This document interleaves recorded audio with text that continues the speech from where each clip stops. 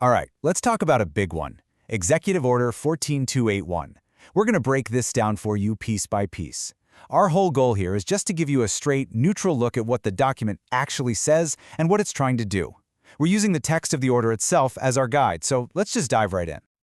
Okay, so if you want to get a handle on this entire executive order, you really only need to start with one single sentence. It's right there in the opening section, and honestly, it's the philosophical core of the whole thing. This idea, this distinction between equality of opportunity and equal outcomes, that is the lens for everything else that follows. It's key. All right, first things first, let's just get the basics on the table. We're talking about Executive Order 14281. The official title is Restoring Equality of Opportunity and Meritocracy, and it was signed on April 23, 2025. Super simple, just the straight facts.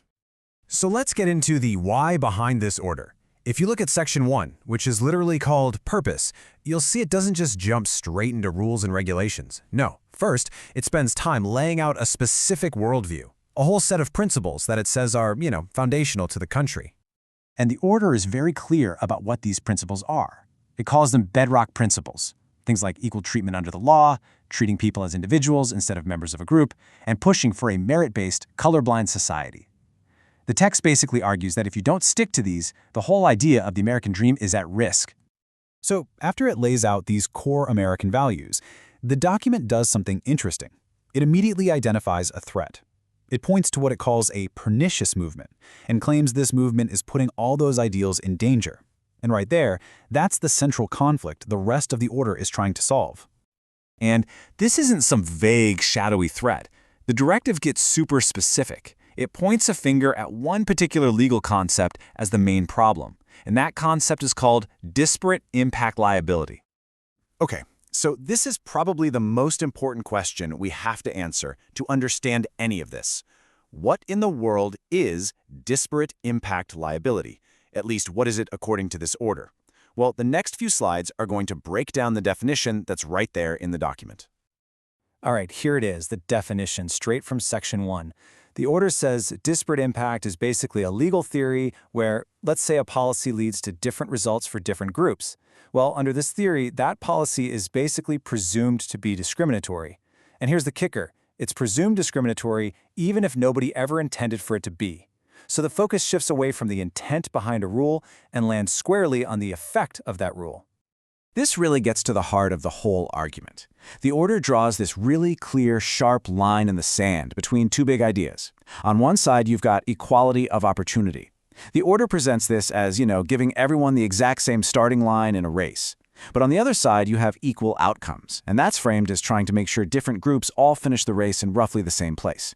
The document makes it crystal clear. It's all in on the first one, and it completely rejects the second. So you might be asking, how does the document justify taking this position? Well, it makes a pretty bold claim. It argues that disparate impact liability actually works against the original goal of civil rights laws. The text says that by forcing everyone to focus on outcomes, the policy pretty much mandates that employers have to think about group identity when they make decisions. And from the order's point of view, that itself is a form of discrimination. That right there is the core of the ideological fight. Okay, so we've covered the philosophical why and the conceptual what. Now let's get to the how. After defining the problem, the executive order doesn't just stop there. It lays out this really detailed, multi-part action plan for the entire federal government. It's spelled out across 5 whole sections. And you can tell they're not messing around because this plan rolls out with a ton of urgency. I mean, look at this timeline. Right away, immediately, certain presidential approvals from way back are just revoked, gone. Then you've got a 30-day clock for the Attorney General to report on all regulations that use this theory. At 45 days, agencies have to review all pending lawsuits and investigations. And by 90 days, they have to go back and look at old legal agreements, things like consent judgments. This isn't a slow burn. It's a really rapid-fire, decisive push to take apart the existing system. But wait, there's more. The action plan doesn't stop with that timeline. Federal agencies are flat-out ordered to deprioritize enforcement of anything related to disparate impact. Basically, hit the pause button across the entire government. The Attorney General also has to start the process of repealing or changing these regulations and look at state laws to see if they clash with this new federal direction. And then there's this other piece, issuing guidance to help employers hire people who don't have college degrees. It suggests a much broader idea of what merit can mean. So when you put all these pieces together, revoking old rules, issuing new guidance, all these directives, what's the end game? Well, the order itself frames the goal as a massive fundamental shift in federal policy. The stated mission? To restoring meritocracy. And you really can't get much clearer than this. Right there in Section 2, it lays out the official policy.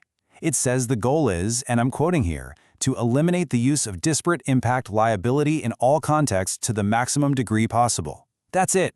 That's the central command, the engine that's driving every single action we've just talked about. And this final quote, which is also from that purpose section, really brings it all home. It's the summary of the administration's stated vision.